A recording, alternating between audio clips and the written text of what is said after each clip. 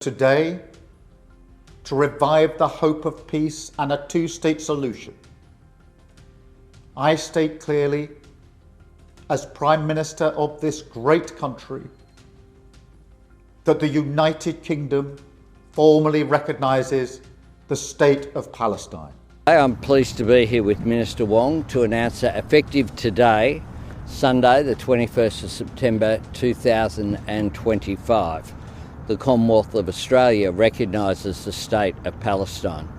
And this recognition being announced today in sync with our international partners, the United Kingdom and Canada, means that 3 of the Five Eyes nations are all making this decision today. יש לי מסר ברור לאותם מנהיגים שמכירים במדינה פלסטינית לאחר הטבח הנורא ב7 באוקטובר. United kingdom, Canada और Australia ने फिलिस्तीन को एक independent nation के रूप में औपचारिक रूप से मान्यता देने की घोषणा कर दी है। इस कदम को अंतर्राष्ट्रीय स्तर पर टू नेशन सॉल्यूशन को जिंदा रखने की दिशा में एक बड़ा प्रयास माना जा रहा है। लेकिन इस फैसले से इजराइल और अमेरिका के साथ पश्चिमी देशों के रिश्तों में खिंचाव आ सकता है। आपको बता दें, यूके के प्रधानमंत्री कीर स्टारमर ने यह ऐलान सोशल मीडिया प्लेटफॉर्म एक्स पर किया। उन्होंने लिखा, मिडिल ईस्ट में बढ़ते संकट के बीच हम शांति और 2 राष्ट्र समाधान की संभावना को बनाए रखने के लिए कदम उठा रहे हैं, जिसमें एक सुरक्षित और संरक्षित इजराइल के साथ एक व्यवहार्य फिलिस्तीनी राज्य शामिल है।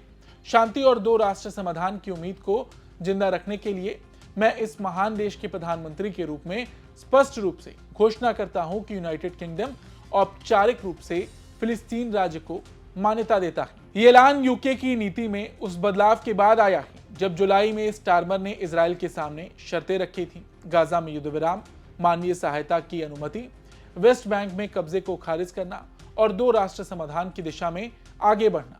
Today, to revive the hope of peace and a two-state solution, I state clearly, as Prime Minister of this great country, that the United Kingdom formally recognises the State of Palestine. We recognised the State of Israel more than 75 years ago as a homeland for the Jewish people. Today, we join over 150 countries who recognise a Palestinian state also. वहीं UK से ठीक पहले Canada ने G7 देशों में सबसे पहले फिलिस्तीन को मान्यता दी। कनाडाई प्रधानमंत्री मार्क कार्नी ने इजराइल और फिलिस्तीन दोनों के लिए शांतिपूर्ण भविष्य की उम्मीद जताई। इसके कुछ समय बाद ऑस्ट्रेलियाई प्रधानमंत्री एंथनी एल्बनीज और विदेश मंत्री पेनी वोंग ने भी फिलिस्तीन को मान्यता देने का ऐलान किया। ऑस्ट्रेलिया की तरफ से कहा गया, ऑस्ट्रेलिया औपचारिक रूप से स्वतंत्र और संप्रभु फिलिस्तीनी राज्य को मान्यता देता है। ऐसा करके ऑस्ट्रेलिया फिलिस्तीन के लोगों की एक अलग राज्य की वैध और लंबे समय से चली आ रही आकांक्षाओं को मान्यता देता है। उन्होंने गाजा में तत्काल युद्ध विराम और बंधकों की रिहाई पर जोर दिया। साथ ही कहा कि हमास का फिलिस्तीन के भविष्य के शासन में कोई स्थान नहीं होगा। I'm pleased to be here with Minister Wong to announce that effective today, Sunday the 21st of September 2025, the Commonwealth of Australia recognises the State of Palestine. We have had in Australia a long-term position on a bipartisan basis of 2 states. One of those states is, of course, Israel. The other, of course, is Palestine.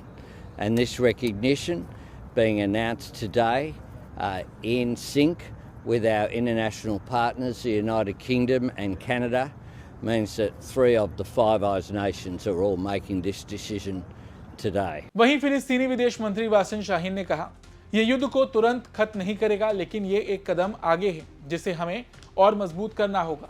ये 2 राष्ट्र समाधान को संरक्षित करने और हमारी स्वतंत्रता को बनाए रखने की दिशा में एक बड़ा कदम है। हालांकि इजराइल ने इसका भारी विरोध किया है।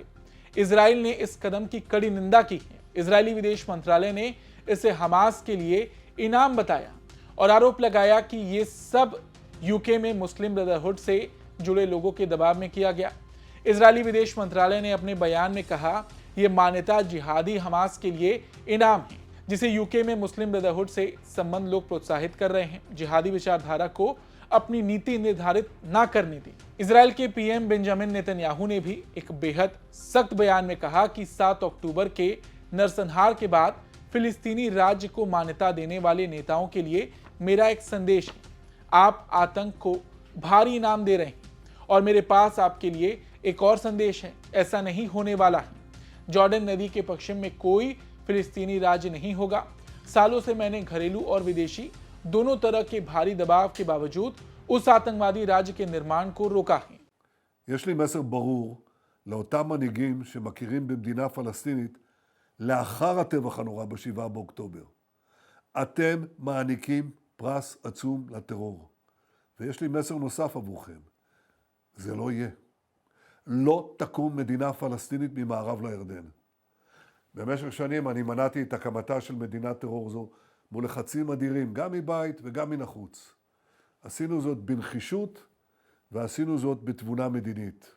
לא כל שכן. הכפלנו את ההתיישבות היהודית ביהודה ושומרון ונמשיך בדרך זו.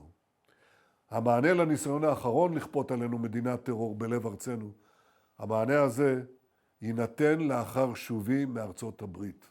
תמתינו. अब यहां अगर भारत की रुख की बात करें तो भारत ने हाल ही में संयुक्त राष्ट्र महासभा में एक प्रस्ताव का समर्थन किया था जिसमें फिलिस्तीन को समर्थन और मान्यता की बात थी। फिलिस्तीनी नेता 25 सितंबर को यूएनजीए में वीडियो संदेश के जरिए संबोधित करेंगे। भारत का रुख पारंपरिक रूप से दोनों पक्षों से संवाद और दो राष्ट्र समाधान का समर्थन करने वाला रहा है। भारत और इजराइल घनिष्ठ रणनीतिक साझेदार हैं, लेकिन साथ ही भारत फिलिस्तीन के लोगों की न्याय संगत आकांक्षाओं का भी समर्थन करता है। लेकिन बड़ी बात यह है कि 3 बड़े देशों ने, यूनाइटेड किंगडम, कनाडा और ऑस्ट्रेलिया ने एक साथ फिलिस्तीन को मान्यता देकर एक बड़ा राजनयिक संदेश दिया है। यह फैसला न केवल मिडिल ईस्ट की राजनीति को बदलेगा बल्कि इजराइल के साथ इन देशों के संबंध भी तनाव में आएंगे। और इस पर बेंजामिन नेतन्याहू का साफ संदेश है कि कोई फिलिस्तीनी राज्य नहीं होगा। अब देखना यह होगा कि आगे अमेरिका जैसे देश इस पर क्या करते हैं। आपको क्या लगता है, अपनी राय जरूर दें। धन्यवाद।